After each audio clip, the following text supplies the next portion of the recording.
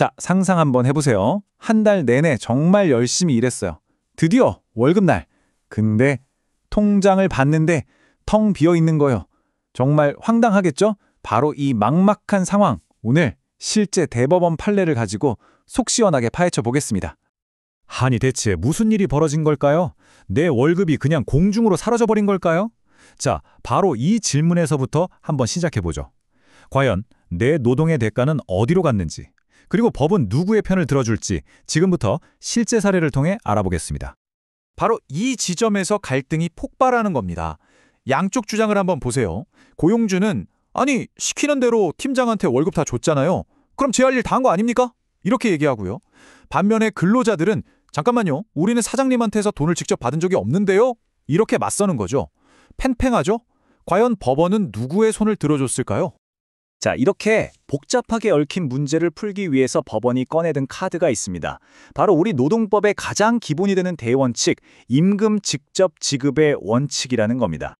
네, 이 근로기준법 제43조에 딱 명시되어 있는데요. 내용이 아주 간단하고 명확해요. 뭐냐면 임금은 중간에 누구를 거치지 말고 일한 사람한테 바로 직접 주어야 한다는 겁니다.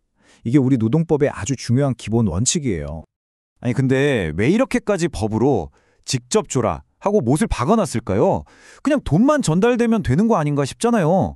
근데 이게 단순히 돈 전달 방법을 정해놓은 게 아니에요. 훨씬 더 중요한 의미가 있습니다. 이건 한마디로 근로자를 위한 보호 장치인 거죠. 힘들게 번 돈이 중간에 어디로 새지 않게, 그래서 내 생계를 안전하게 지킬 수 있도록 만든 아주 강력한 방패라고 보시면 됩니다.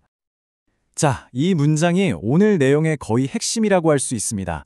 여기 딱 한 단어, 무효. 보이시죠? 이게 법에서는 정말 무서운 말이거든요. 처음부터 아예 효력이 없었다. 그냥 종이 조각이다. 이런 뜻이에요. 그러니까 설령 근로자가 아, 괜찮아요. 제 월급 저 사람한테 대신 주세요. 라고 동의를 했어도 그 약속 자체가 법적으로는 그냥 없는 일이 되어버리는 겁니다. 정말 강력하죠? 자, 그럼 이 강력한 직접 지급 원칙이라는 무기를 들고 다시 법정으로 한번 가보시죠. 대법원은 과연 이 원칙을 실제 사건에 어떻게 적용했을까요? 바로 이 사건입니다. 2025-209645. 이 사건 번호가 바로 팀장한테 월급 준 거 과연 유효한가? 이 질문에 대한 대법원의 최종 답변을 담고 있습니다. 그래서 결론이 뭐였냐고요? 아주 간단하고 명료했습니다. 대법원은 고용주의 주장을 받아주지 않았어요. 팀장한테 돈을 준 건 근로자 개개인에게 월급을 준 걸로 인정할 수 없다. 딱 잘라 말한 거죠. 이 직접 지급 원칙이 얼마나 철옹성 같은지를 보여주는 판결이었습니다. 자, 그런데 여기서 이런 생각이 들죠. 아니, 그래도 예외가 하나도 없을까? 법이라는 게 항상 하지만 이런 게 붙잖아요. 그쵸? 정말 예외는 없는 건지 한번 그 미세한 틈을 들여다보겠습니다. 예를 들어서 만약에 근로자가 병원에 입원해 있다거나 아니면 해외에 나가 있어서 도저히 직접 돈을 받을 수 없는 그런 상황도 있잖아요. 이런 부득이한 경우에는 어떻게 해야 할까요? 네, 이럴 때를 위해서 아주 좁은 예외의 길이 하나 있긴 합니다. 법률 용어로는 사자라고 부릅니다. 이게 대리인하고는 완전히 다른 개념이에요. 대리인은 자기 생각대로 판단하고 결정할 권한이 좀 있잖아요. 근데 사자는요, 말 그대로 그냥 심부름꾼이에요. 자기 생각 없이 그냥 돈을 받아서 그대로 전달만 해주는 역할, 딱 거기까지입니다. 그런데 이 예외를 인정받는 건요, 솔직히 하늘의 별 따기 수준입니다. 왜냐하면 대법원이 지금 보시는 이 4가지 정말 까다로운 기준을 전부 통과해야만 한다고 하거든요. 한번 보세요. 정말 피치 못할 사정이 있었는지 다른 사람한테 주는 게 사회적으로 봤을 때 그냥 본인한테 주는 거랑 똑같이 볼 수 있는지, 그리고 그 돈이 근로자한테 전달될 게 100% 확실한지, 이 모든 걸 심지어 극히 엄격하게 따져봐야 한다고 못을 박아놨어요.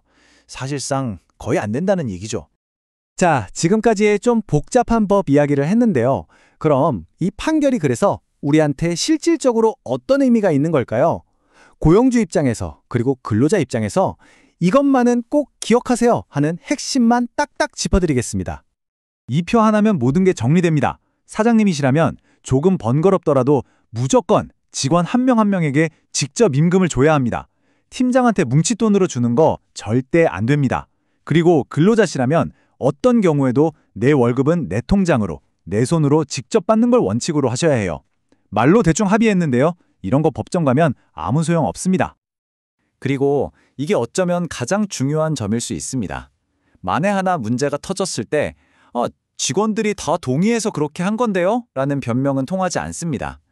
임금이 근로자 손에 안전하게 들어갔는지 확인할 최종 책임은 처음부터 끝까지 오롯이 고용주에게 있다는 사실, 이거 절대로 잊으시면 안 됩니다. 자, 오늘 이야기의 마지막 질문을 여러분께 던져보면서 마무리할까 합니다. 여러분의 월급은 그냥 돈이 아니잖아요. 여러분의 생계고 생활의 기반입니다. 지금 여러분이 월급을 받는 그 과정, 과연 안전하고 법적으로 아무 문제가 없다고 확신할 수 있으신가요? 한 번쯤 꼭 점검해 보셨으면 좋겠습니다. 결국 내 권리는 내가 똑똑하게 할 때 지킬 수 있는 거니까요.